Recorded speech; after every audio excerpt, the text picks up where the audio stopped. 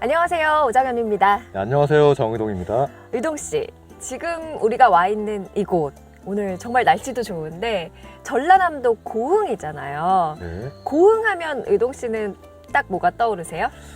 저는 일단 나로 우주센터랑 유명하죠.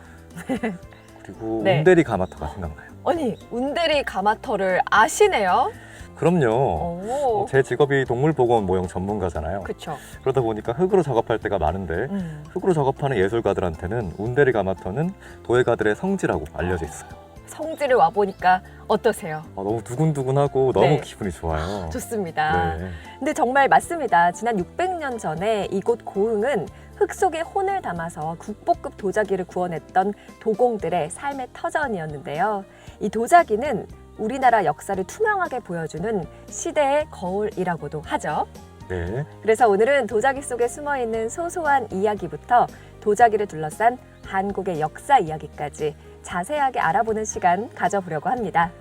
도자기를 통한 한국의 역사 이야기라 어떤 이야기들이 펼쳐질지 정말 궁금한데요. 자리를 옮겨서 마저 얘기를 해보도록 할게요. 네. 잠시 후에 만나요.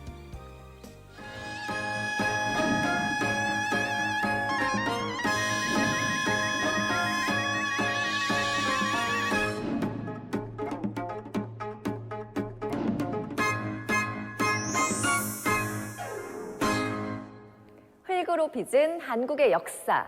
오늘은 도자기에 대해서 저희가 자세히 이야기 나눠보려고 하는데요. 정의동 씨는 이 도자기 얼마나 알고 계세요? 다른 건 몰라도 도자기가 도기와 자기를 합쳐 부르는 말이다 정도까지는 알고 있는 것 같아요. 그 정도면 뭐 반은 알고 있는 게 아닐까 싶습니다. 도기와 자기. 사실 저도 도자기를 박물관에서 몇 번 보기만 했고 어쩌다가 이제 체험으로 한 번 만들어나 봤지 자세히는 알지를 못했거든요. 그래서 많이 궁금했는데 오늘 그래서 전문가 한 분을 모셨습니다. 바로 저희가 있는 이곳 고흥 분청 문화박물관에서 근무하고 계신 신경숙 학예연구팀장님이십니다. 안녕하세요. 안녕하십니까. 먼저 도자기를 우리 정희동 씨가 도기와 자기를 합쳐 부르는 말이 아닌가 했는데 네. 저희가 제대로 알고 있는 건가요? 네, 맞습니다. 도자기는 쉽게 말해서 모든 그릇이라고 이야기를 드릴 수가 있는데, 그릇. 네. 우리가 그 학교에서 배웠듯이 선사시대에 빗살무늬 토기, 청동기 시대 민무늬 토기, 이러한 토기들이 사실 도기라고 볼 수가 있고요. 아마 헷갈렸어요. 그때 학창 시절 때 외울 맞아요. 때.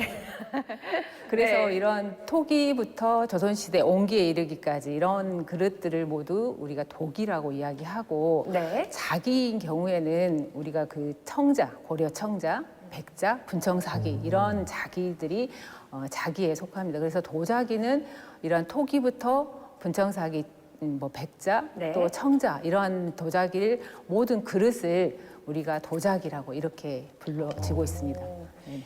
근데 얘기 듣고 보니까 도기가 뭔가 자기보다는 친숙한 느낌이고 자기는 값비싼 고급스러운 느낌이 들어요. 그렇죠. 네. 고려 청자 또는 분청사기 또 그 조선 백자 이렇게 할 때 대부분 고급스럽게 쇼케이스 안에 네. 잘 전시된 굉장히 값비싼 이런 자기들이 보통 자기에 속합니다.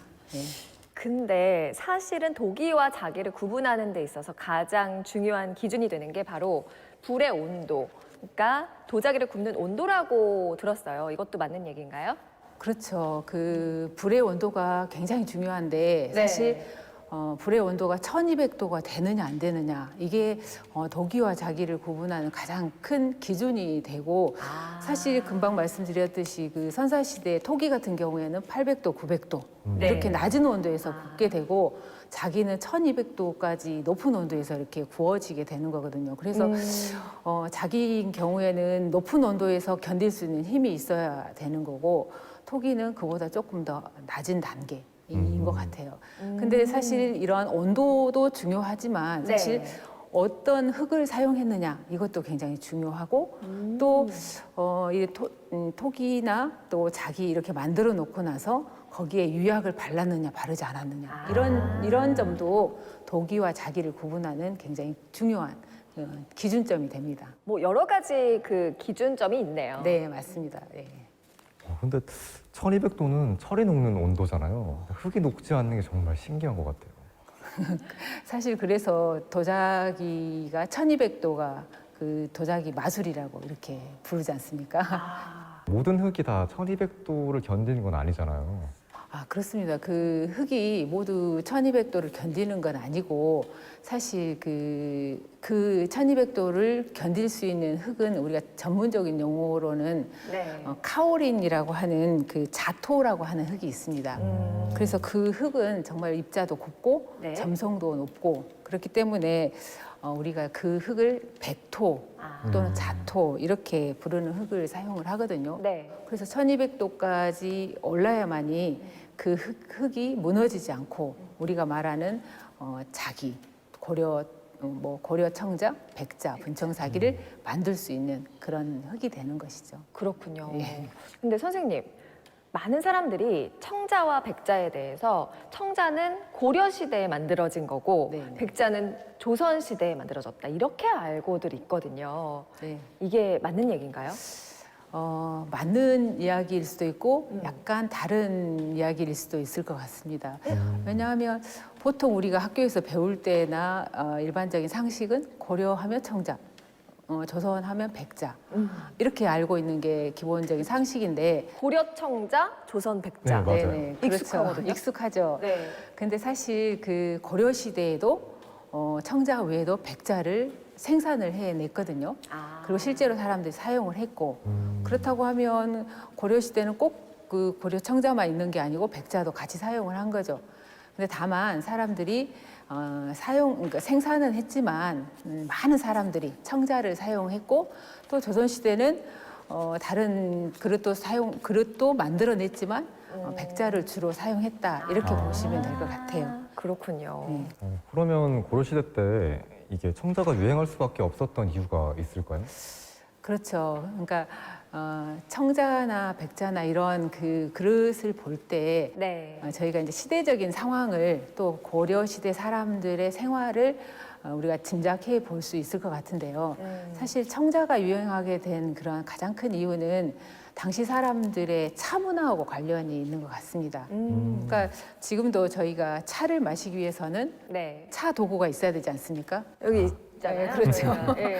그런 것처럼 차를 즐기는 사람들의 수요에 이런 차 도구를 다 가장 많이 만들어내게 됐고 그 만들어내게 된 그런 사회적 배경 때문에 이런 찻잔이나 청자를 만들었는데 사실 찻잔을 만들고 싶어도 만드는 기술이 없으면 사실 좀 더 어렵잖아요. 막막하죠. 네, 그렇죠.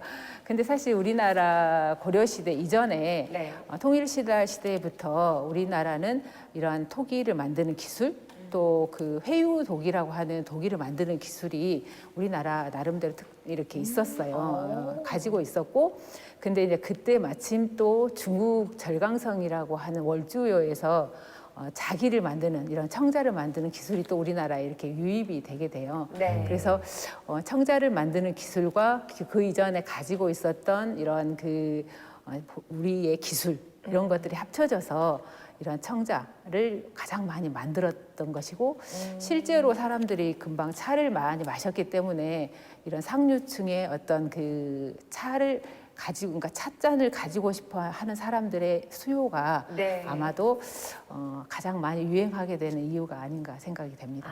다 이유가 있네요. 그럼요.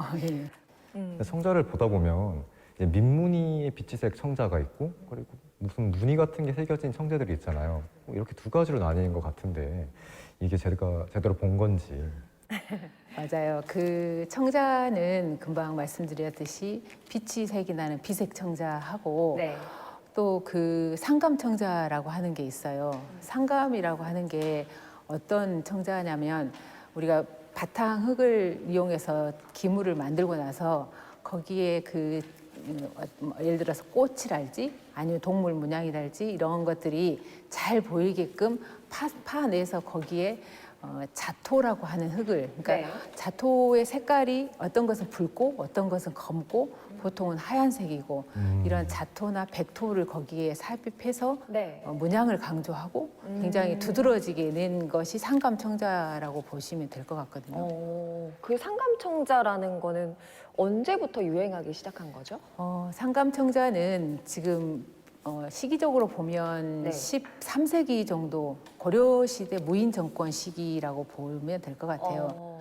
그런 시기에 사람들의 생각을 그 상감청자 안에 어떤 분들은 그 국화 모양을 굉장히 정연하게 하면서 약간 선비적인 기질을 냈다고 하면 네. 또 어떤 분들은 거기에 뭐 학이랄지 뭐 이렇게 구름이랄지 이런 것들을 빼곡하게 넣어가지고 마치 그 도자기가 네. 뭐 하늘인 것처럼 그리고 굉장히 창공을 올라가는 그런 학의 모습을 통해서 내가 그렇게 올라가고 싶다라고 하는 걸 표현하는 것처럼 굉장히 진솔하고 네. 담백하게 본인의 생각을 그 도자기 안에 표현한 것 같습니다. 이게 바로 상감청자입니다.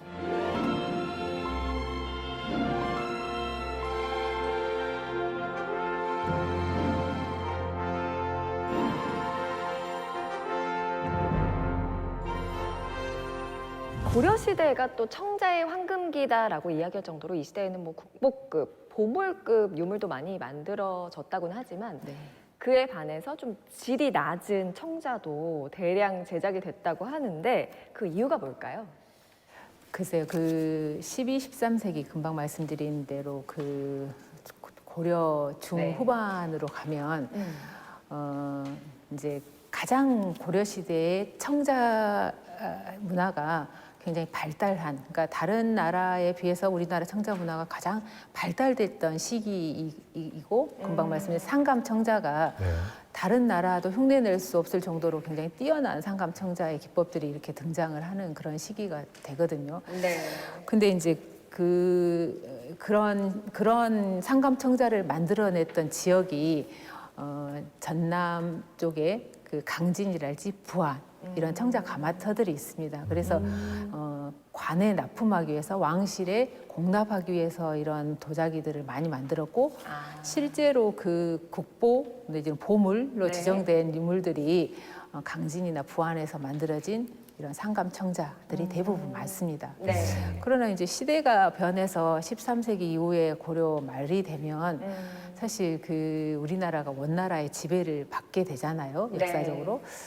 그러다 보면 이제 원의 간섭이 심해지고 또 우리 나름대로 어떤 독자적인 어떤 행동을 하기에 제약이 많이 따라서 네. 고려 청자는 아마도 그 힘을 좀 잃은 것 같습니다. 네. 거기다가 또 설상가상으로 이제 이런 그 외구의 침입, 네. 그러니까 원나라의 간섭도 심하고 세금도 포탈을 많이 해가고 일본에서 예를 들어서 외구가 굉장히 남해안을 침탈하고 막 이런 굉장히 어지러운 상황들이 전개되면서 도자기의 그 질이랄지 이런 그 공납 관리가 제대로 이루어지지 않았던 것 같습니다. 네. 네.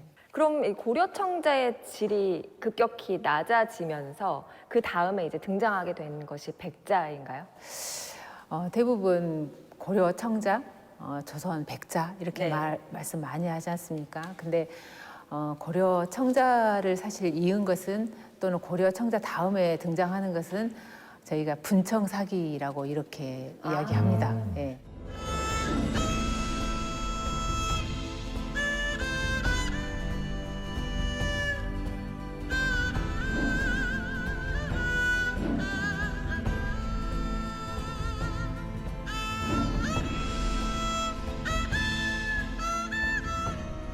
분청사기는 사실 옛날 기록에는 나와 있지 않는 그런 이 용어이고 우리가 20세기에 등장하는 용어인데 네.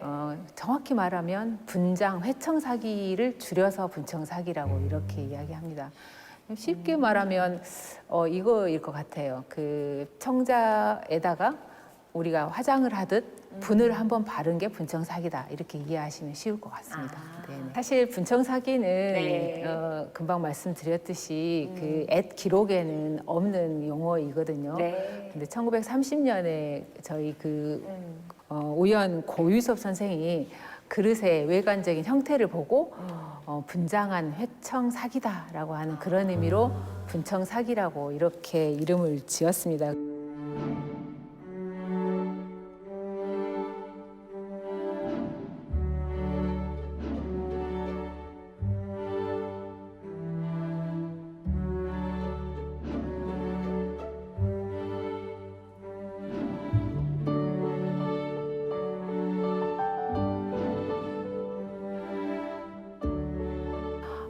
제가 질문 하나 드릴까요?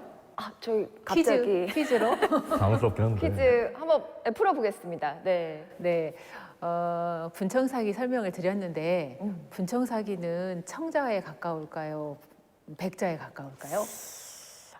이게 사실 헷갈리거든요. 맞아요. 저부터 말씀드리면 네, 겉으로 보이는 색상을 보면은 잘 모르겠어요. 사실 청자에 가까운 것 같기도 하고 백자에 가까운 것 같기도 한데 분청사기라는 그 단어에서 힌트를 얻자면 청자에 분을 칠한 사기라는 뜻으로 느껴져요. 그래서 청자 쪽이 아닐까 네, 합니다. 네. 의동 씨는요? 제 생각은 백자가 등장하던 시기에 네. 유행을 했으니까 음. 백자에 가까운 것 같긴 한데 그렇다고 또 백자랑은 또 너무 다른 점이 많고 그렇죠. 그렇다고 또 청자와는 다른 점이 너무 많으니까 그냥 독립적인 자기가 아닐까 생각을 해봅니다. 창의적인 답변인데요? 네, 두 분 그 의견이 네. 굉장히 또 신선한 것 같습니다. 틀리지도 않고 맞지도 않고 네? 그 정답이 각자의 몫입니다. 정답이 없나요? 아니요, 다 정답입니다. 왜냐하면 네.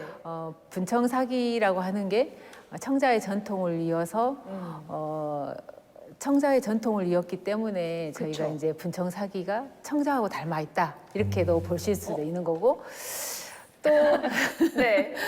또 분청사기가 청자하고도 다른 또 백자하고도 다른 어떤 독특함 또는 그 특별함이 있다라고 하는 의동 씨 말도 일리가 있는 것 같습니다. 그래서 두 분 다 잘 풀으셨습니다. 아유, 정답이 없었네요. 사실 이렇게 괜히 긴장을 해서. 긴장했습니다. 저. 예.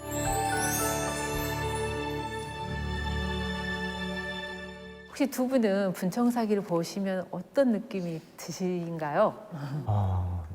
사실 청자나 백자에 비해서는 화려해 보이진 않아요. 근데 화려함보다는 좀 깊이 있는 아름다움이 있다고 할까요? 약간 그런 느낌을 받았어요. 예. 저도 비슷한데 뭐 청자나 백자에 비해서 투박해 보이면서 네. 희한하게 또 이게 고급져 보이기도 하거든요. 네, 맞아요. 보통 그 네. 분청사기 처음에 등장할 때 청자를 이었기 때문에 또는 고려 후기에 청자의 질을 보완하기 위해서 분청사기가 등장했다라고 보통 이야기를 하시는 분들도 있는데 사실 분청사기가 네. 질 자체가 낮지는 않습니다. 왜냐하면 분청사기를 만들어서 왕실에 공납했던 기록들이 굉장히 많이 남아 있고 꽤 품질이 좋다고 네. 볼 수 있는 거죠. 그렇죠. 예. 품질이 나쁘면 또는 왕실에서 사용하기 어려우면 이 그릇을 공납을 받지 않거든요. 그렇죠. 예, 그 독이소, 자기소라고 하는 기록에 보면 네. 300개 이상의 그런 그 도자기를 구웠던 가마터를 지정을 해놓고 있습니다. 그렇다고 네. 보면 굉장히 질이 고급지다고 평가를 해볼 수 있을 것 같습니다. 네. 사실 청자나 백자에 비해서 표현법이 되게 다채로워 보이거든요. 붓으로 쓸어낸 부분도 있고 네. 점이 있는 것들도 있고 문양이 아예 없는 것들도 있고 맞아요. 이런 것들이 그냥 다 같은 시대에 만들어진 건지. 네.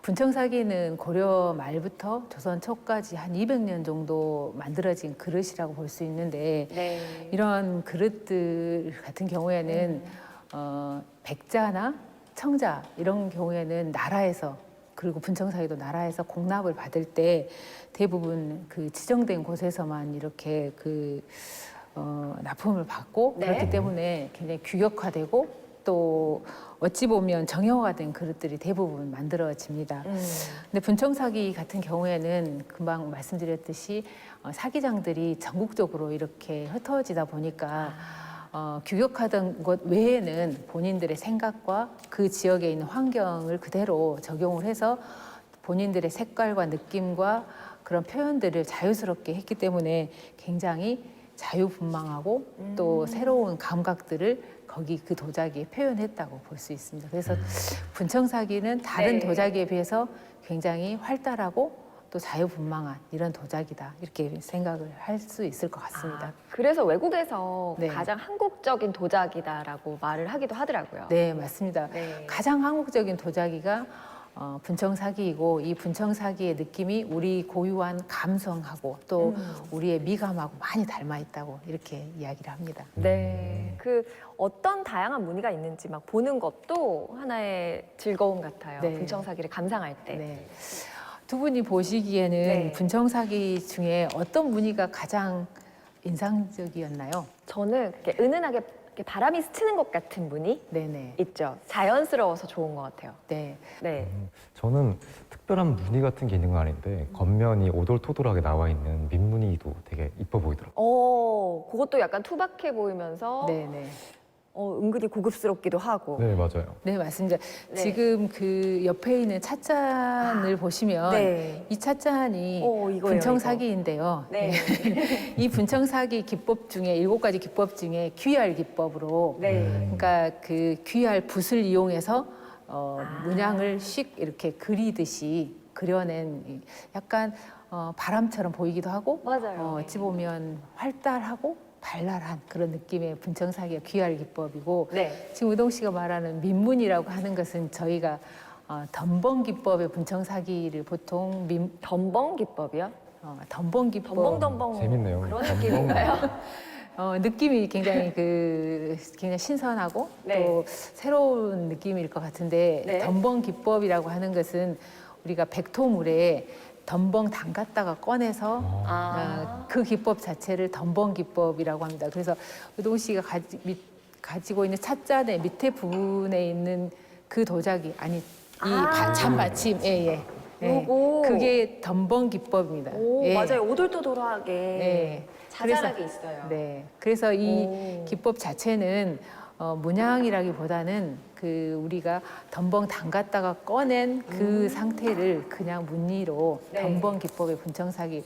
그래서 어찌 보면 백자 같기도 하고 어찌 보면 청자 같기도 한데 사실 이거는 분청사기라고 보시면 될 것 같습니다.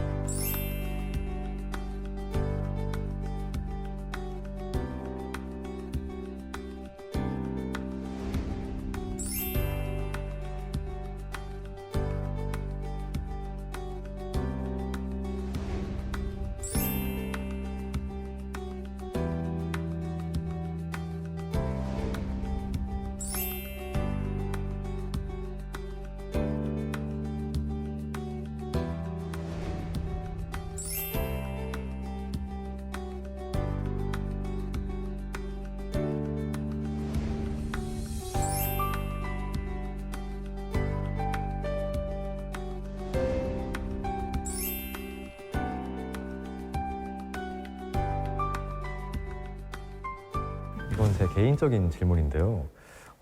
고흥 온대리에 분청사기 가마터가 30여 개 정도 발견됐잖아요. 네네. 그러면 고흥에서 생산한 분청사기가 정말 많았다는 건데 네네. 이 지역에서 분청사기가 정말 많이 생산됐던 이유는 뭘까요? 여러 가지로 생각을 해볼 수 있을 것 같아요. 네. 고흥이라고 하는 지역이 지리적으로 보면 그 한반도에서 가장 남쪽 남해 바다하고 인접이 된 이런 남쪽 끝에 있고 네. 또 지리적으로 그 기후적으로 보면 굉장히 따뜻한 그런 기후에 속해서 사람들이 활동하기 좋은 그런 지역이거든요. 맞아요. 근데 사실 도자기를 만들 때 이런 것도 중요하지만 정말 흙이 좋냐 아니면은 또 풍부한 땔감이 있느냐 네. 또 이렇게 만들어진 도자기들을 잘 판매할 수 있느냐 판로가 있느냐 그래서 운송료도 생각을 해야 되는 그런 상황이거든요. 근데 이렇게 현실적이군요. 정말 네, 그 네. 이유가. 그러면 따뜻한 기후에서 이런 내가 흙으로 만들어서 또 이거를 판매를 하는 그런 어떤 모든 시스템을 갖춘 이런 지역이 사실 고흥이라고 보면 될 것 네. 같습니다. 그래서 아마도 짧게 한 200년 정도밖에 생산을 하지는 않았지만 이렇게 대단히 한 30여 개 이상의 가마터가 이렇게 발견이 된다는 것은 당시로 보면 최첨단 산업기지 같은 그런 곳이 아니었을까 생각을 합니다. 아, 최첨단 산업기지가 현대로 보자면 네, 현대로 그런 보자면. 곳이 이제 고흥이었다. 네, 이 그렇습니다. 말씀이군요. 맞습니다. 예, 예. 사실 저도 이곳에 오면서 그 600년 전에 도자기를 굽던 가마터를 볼 수 있다고 해서 너무 설렜거든요. 네, 네. 혹시 저희가 지금 오늘 볼 수 있나요? 네. 실제 가마터는 발굴할 때 이렇게 발굴을 하고 덮기 때문에 지금 현재는 네. 볼 수는 없고 저희가 그거를 재현해 놓은 가마터가 있습니다. 가보실까요? 좋죠. 너무 좋아요. 네.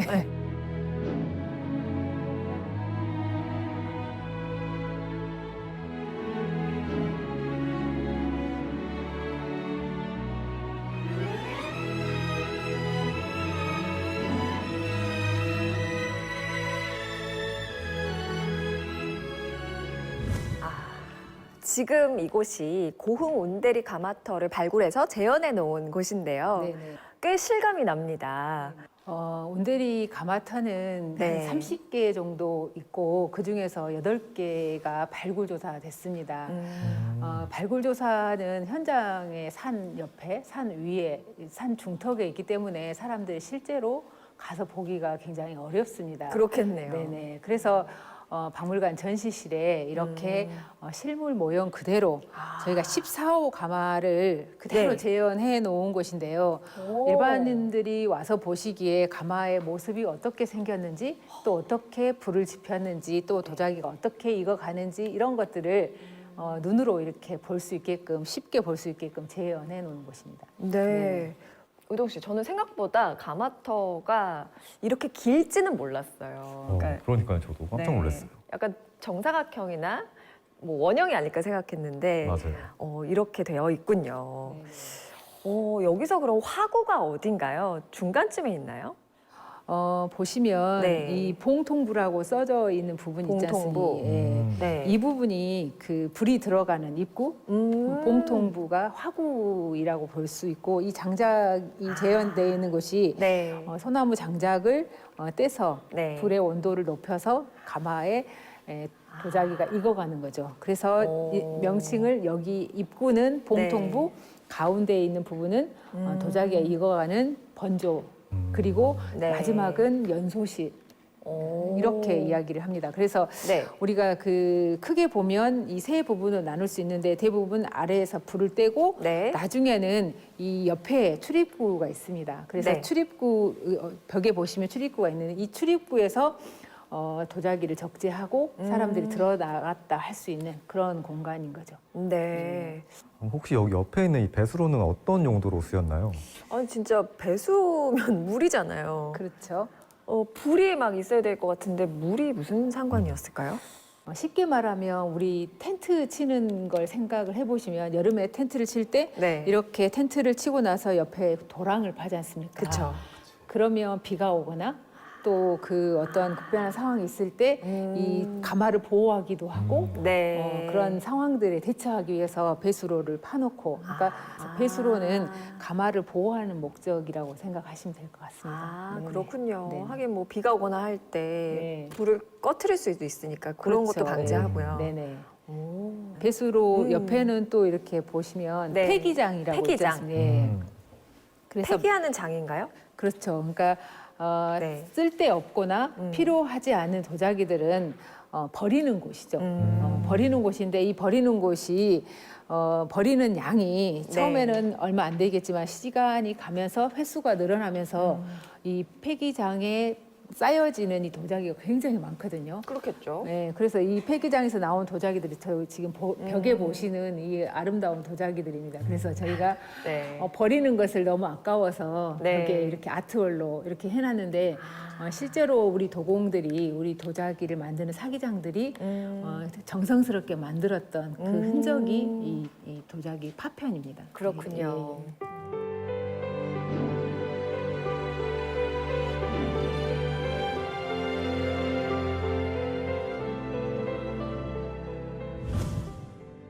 운대리에 피어난 연기라고 돼 있는데 여기 있는 유물이 운대리에서 발굴된 건가 봅니다. 네, 네. 네. 제가 특별히 이 유물을 보여드리는 이유가 있는데 한번 맞춰보시겠어요? 특별히요? 네. 글쎄요. 혹시 이 유물의 가치, 뭐 가격이 높다거나 그런 게 아닐까요? 여기 딱 떨어져 있는 게. 가격에 앞서 네. 이 유물을 자세히 한번 봐보시면 좋을 것 같아요. 뭔가 약간 그렇게 비싸 보이진 않아요. 맞아요. 네. 뭐 얼룩도 있고, 네네. 뭐 안에 뭐 알맹이 같은 것도 들어 있는데. 네. 좀 어려운 것 같아요. 근데 한번 여기 읽어보실래요, 의동 씨? 이름을? 덤벙문이 되죠. 밑에 분청사기, 덤벙문 발이가 돼 있잖아요. 사실 그렇죠. 제가 이 박물관에서 느낀 게 네. 이런 유적지에서 나온 유물들이 이름이 되게 단순하다는 느낌을 좀 많이 받았어요. 네. 네. 이름을 조금 더 멋지게 지어줬으면 좋았을 텐데 네네. 너무 단순한 건 아닌가 생각이 들었거든요. 네. 그러게요. 그럴싸한 이름이었으면 더 좋았을 텐데. 한번 지어보실래요? 그럴싸하게. 아, 그렇죠.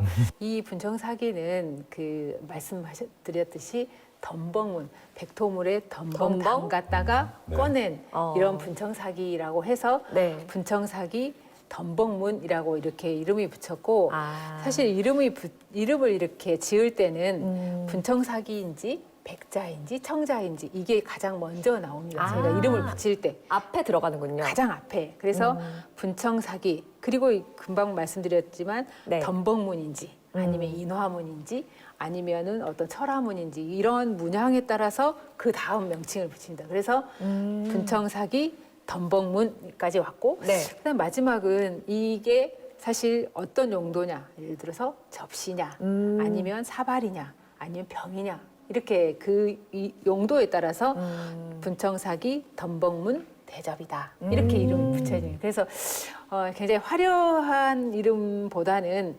분청사기인지 네.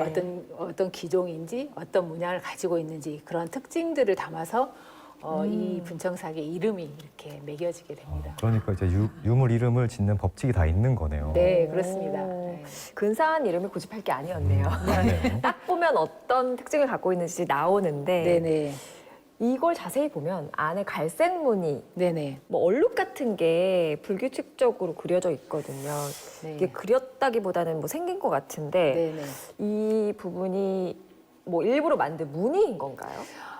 무늬라기보다는 네. 아마 만들었을 때, 그러니까 도자기를 구웠을 때 아마 저 무늬가 없었으면, 저게 없었으면 아마도 여기에 없지 않았을까. 불량이구나.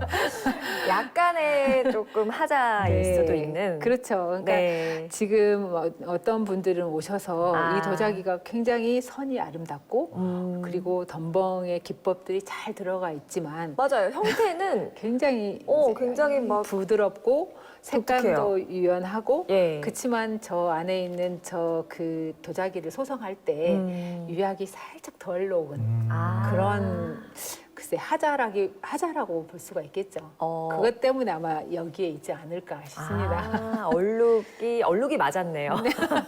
네. 또 궁금한 게 여기 앞에 안에 보면 이물질 같은 게 있어요. 네네. 아, 갈색 알갱이 같은 것들이 그렇죠. 예, 뿌려져 예. 있네요. 네네.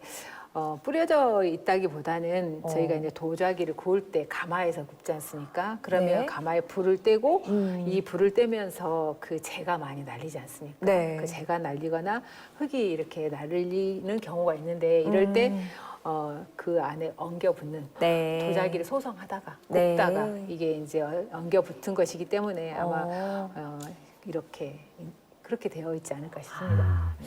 형태는 완벽히 갖추고 있기 때문에 네네. 저희 패기장 쪽에 없고 여기 있는 거군요.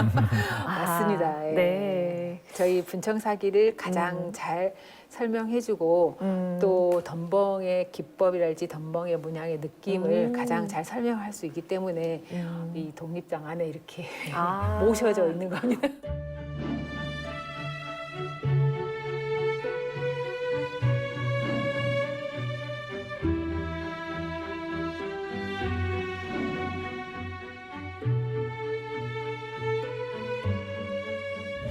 이 유물들이 전부 운대리에서 발굴 조사된 도편이고 또 도자기 종류들입니다. 어떤 게 가장 눈에 가시나요? 저는 여기 있는 네. 아이스크림 무늬 같은 게 그려져 네. 있는 병이요. 네네네. 네. 저 병은 온대리 7호에서 나왔던 분청 사기인데 바탕을 만들고 나서 네. 분을 칠했는데 그 분 칠하는 기법이 아까 말씀하셨듯이 귀활 기법의 분청사기죠. 그래서 이름을 굳이 붙인다면 네. 분청사기, 귀활문, 병이라고 할 수도 있는데 저게 문양이 있지 않습니까? 무슨 네. 문양처럼 보이죠? 아이스크림 같아요. 제가 볼 때는 날개 네. 같기도 하고. 날개 같기도 날개. 하죠. 맞아요. 그 새의 날개 같기도 하고 천사 날개 모양. 아이스크림 같기도 한다는데 보통 저희는 화연문, 불꽃 모양 이런 그 무늬여서 저희는 이제 분청사기, 화연문, 병 식으로 이렇게 이야기를 하기도 합니다. 그렇군요. 네. 어떻게 장식한 거예요? 저걸 만들어서 네. 저 모양을 그린 다음에 네. 그다음에 귀활로 붓을 이렇게 칠한 그런 분청사기인데 이거를 만들고 나서 네. 초벌하고 재벌해서 저렇게 나오는 거죠. 저 분청사기가 굉장히 저희 그 박물관에서는 네. 아름다운 분청사기 중에 하나하고 대표격이어서 네. 저걸 응용해서 저희가 문화 상품도 이렇게 만들고 있습니다. 그럼 제 안목이 괜찮았던 거네요. 그러네요. 의동 씨는 혹시- 어떤 게 눈에 띄세요? 저는 여기 앞에 손잡이 있는 게 좀 네. 눈이 가더라고요. 그거는 사람들이 진짜? 잘 모르는 또 잘 이야기하지 않은 건데 손잡이 맞아요? 그렇죠. 손잡이인데 네. 지금 발굴 조사에서 깨졌기 때문에 손잡이가 원래 하나가 아니라 2개입니다. 양쪽에? 양쪽에 2개 있는데 이 2개 있기 때문에 저희가 양쪽에 지금 귀가 있다 그래서 양이잔 이렇게 이야기합니다. 양이잔. 그러니까 양쪽에 귀가 있는 잔. 네. 그래서 굳이 이제 명칭을 붙이자면 분청사기 덤벙문 양이잔 이렇게 이야기합니다.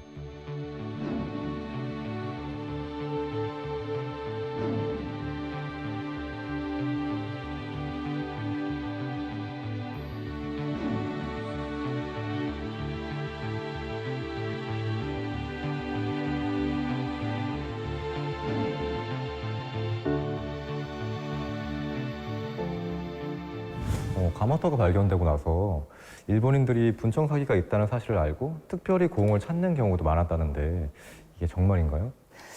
네, 고흥은 그 분청사기 중에서도 귀활과 덤벙 기법, 그래서 귀활 기법과 덤벙 기법이 굉장히 많이 제작이 된 그 중에서도 덤벙 기법의 분청사기가 굉장히 집중적으로 생산된 생산지라고 하는 것들이 우리나라뿐만 아니라 일본 사람들에게도 널리 알려진 사실입니다. 그렇기 때문에 일본 사람들이 우리 고흥을 많이 찾고 또 관심 있게 보고 뭐 일본인들뿐만 아니라 뭐 미국이나 네. 또 뭐 유럽, 덴마크, 일본, 중국인들까지 분청사기에 대해서 또는 우리나라 도자기에 대해서 굉장히 많이 관심을 갖고 있기 때문에 이쪽으로 찾아오시는 것 같습니다. 말씀드리니까 왠지 모르게 많이 뿌듯해지는데요. 그 일본에서 우리나라의 분청사기가 국보로 대우받기도 한다면서요. 네, 맞습니다. 네. 일본의 다이쿠치라고 하는 그 곳에서 보관 중인 이도다완이라는 도자기가 있습니다. 이 네. 도자기는 금방 말씀드린 덤벙 기법의 분청사기이고 그분들이 말하기는 고려다완, 또는 그 김해사발, 도선막사발 이렇게 불리우고 있습니다. 근데 이런 분청 사기를 국보로까지 이렇게 지정해서 또는 그 관리하고 또 자랑스럽게 여긴다라고 하는 것은 아마도 그 사람들의 어떤 차문화 또 분청 사기 중에 덤번 기법의 분청 사기가 그 사람들 말하기는 차의 깊이나 또는 그 차의 정신 네. 이런 것들 일깨워주기에 가장 좋은 닭이라고 생각을 한다고 합니다. 그래서 차를 즐기는 일본인들의 취향에 맞았기 때문에 이런 국보로까지 대우를 했던 것이 아닌가 생각이 됩니다. 국보로 딱 이렇게 지정이 확실히 돼 있는 건가요? 네, 그래서 예. 국보 26호로 지정이 돼서 관리하고 있습니다. 네. 한국의 유물을 국보로 받아들였다고 하니까 정말 자긍심이 더 생기고요. 또 일본인들이 이 유물을 더 소중하게까지 여긴다고 하니까 우리나라 국민으로서 더 분발해야겠다. 더 분청 사기를 아껴야겠다는 생각이 듭니다. 맞아요. 네. 일본인들이 예전부터 그 옛날부터 한국의 도자기를 정말 좋아했던 것 같아요. 정말요. 네. 우리가 알고 있는 임진왜란 또한 일본이 도자기 때문에 전쟁을 일으켰다는 썰도 있고요. 네. 심지어 일본 사람들은 임진왜란을 도자기 전쟁이라고도 한다고 하잖아요. 네, 맞습니다. 임진왜란과 정유재란을 거치면서 우리나라의 도공들이 일본으로 작게는 몇백 명 또는 많게는 몇천 명까지도 끌려갔다라고 이렇게 이야기를 합니다. 실제로 일본으로 끌려간 그 후쿠오카에 가보면 이삼평이라는 분이 굉장히 도자 신으로 이렇게 모셔져 있는데 지금 아리타 일본 후쿠오카의 아리타 지역에서 아리타 도자기를 만들었던 일본 도자의 역사가 되었던 이런 분이 거기에 지금 현재도 있는 거죠. 네. 그러니까 일본 그 도자기의 시초가 우리나라에서 끌려간, 그러니까 조선의 사기장들이었다. 네. 이 말씀인가요? 네, 그렇다고 할 수도 있습니다. 그래서 우리나라 도자기를 만들 수 있는 그 사기장들을 앞세워서 도자 기술을 개발했고 그 기술을 이용해서 사실 18세기에는 유럽에까지 그들의 기술을 이용해서 유럽에까지 수출하는 그래서 굉장히 일본 도자를 발전시켰던 기틀을 마련한 그런 일들이죠. 그래서 우리나라의 16세기에 전파해준 사실 우리나라는 가만히 있는데 일본인들이 도자기 시장에서 굉장히 활발하게 활동을 하고 있었다는 것은 안타까운 일이죠. 그렇죠. 이게 참 가슴 아픈 일이네요. 안타깝습니다. 네. 근데 제가 얼마 전에 정말 이해가 안 되는 이야기를 하나 들었는데 한국에서 도예를 전공한 제 후배가 독일으로 유학을 간다고 하더라고요. 그럼 분명 배울 수 있는 건 많겠지만 꼭 우리나라의 정서가 담긴 도예 공예를 굳이 독일까지 가서 배워야 하나 저는 잘 모르겠더라고요. 그러니까 도자기를 배우러 독일에 간다? 좀 아이러니한데요. 네. 예. 도자기의 기술이 우리한테 있는데도 독일에까지 가서 배워야 되는 현실이 좀 안타깝긴 하네요. 네. 하지만 그런 분들만 있는 건 또 아닙니다. 우리나라에서 분청사기를 전승해오고 있는 젊은 작가들도 많다고 하는데요. 그분들 화면으로 함께 만나보시죠.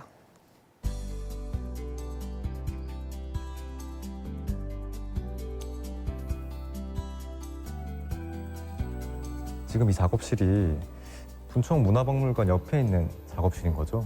네, 맞습니다. 분청문화박물관 입구에 들어오시면 한옥이 두 동이 있는데 이 한옥이 분청사기 창조 공방입니다. 창조 공방에서 지금 현재 분청사기 작가들이 2명이 상주하면서 분청사기를 만들고 있는데요. 여기에서 보시는 이 흙과 또 나무나 이런 것들은 다 고흥에 있는 것들로 과거에 500년 전, 600년 전에 분청사기 전통을 현대적으로 해석하는 또는 다양한 시도들을 하고 있는 젊은 작가들이라고 볼 수 있을 것 같습니다. 이제 분청이란 거는 이제 작업 과정은 사실 다른 도자기보다는 조금 많아요. 근데 이제 좀 표현할 수 있는 것 자체가 조금 더 자유롭고 내가 할 수 하고 표현하고 싶은 거를 조금 더 쉽게 표현할 수 있는 하나의 방식을 사용할 수 있는 도자기여서 선택하게 됐어요. 문양이라든가 그런 이제 조금 독특한 색깔 그런 게 이제 가장 큰 매력이라고 생각하고 거기에 이제 넣을 수 있는 여러 가지 기법들을 제가 선택할 수 있다는 게 가장 큰 매력이라고 생각합니다. 젊은 청년 작가들이네요. 네. 네. 맞습니다. 고흥에 있는 그 흙으로 그분들 나름대로의 작품을 만들고 네. 이 만든 작품들을 거기에서 끝나는 게 아니라 박물관에서 전시도 하고 또 이 작가들이 다른 작가들과의 그 세미나랄지 그 간담회 또는 이런 교류 활동도 활발하게 진행을 하면서 고흥 운대리 분청사기를 적극적으로 알리는 홍보 역할을 톡톡히 해내는 젊은 작가들이라고 볼 수 있을 것 같습니다. 지금도 눈빛만큼은 또 장인 느낌이 벌써 나고요. 네, 요즘 시대에도 정신을 저 분청사기에 담을 거 아니에요. 네 맞습니다. 기대가 아마, 됩니다. 아마 네. 이 시대의 정신을 담아서 네. 한 500년 또 후에 가면 음. 당시에는 또 이랬다라고 하는 그 평가가 나올 것 같습니다. 그렇죠. 네.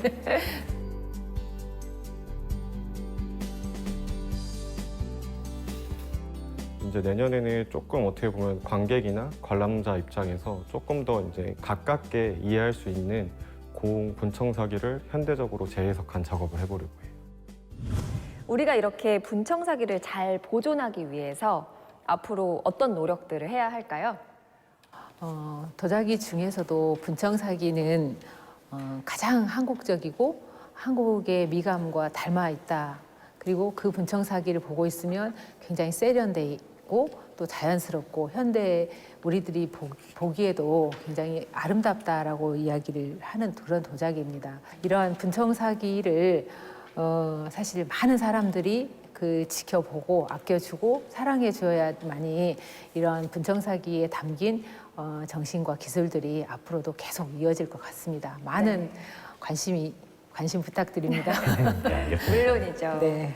오늘 이 시간 함께하면서 고려 청자나 조선 백자만 우리의 우수한 도자기로 떠올리기 쉬웠던 그런 편견을 아주 완전히 깨트리는 그런 계기가 된 것 같아요.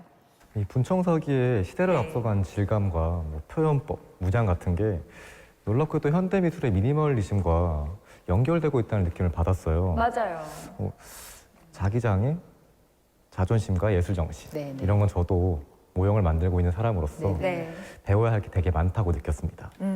기회가 된다면 한번 도자기 복원에 도전해보는 건 어떨까요? 도전해봐야죠. 네. 수백 년을 이어온 도예의 결정체, 이 도자기는 과거의 유물이 아니라 미래를 만들어 나가고 또 미래를 새롭게 창조해 나가는 그런 훌륭한 재료라는 생각을 해보면서 오늘 이 시간 마무리해 볼까 합니다. 바쁜 시간 함께 해주시고 좋은 말씀 해주신 신경숙 학예연구팀장님 대단히 감사합니다. 네, 고맙습니다. 시청해주신 여러분 고맙습니다.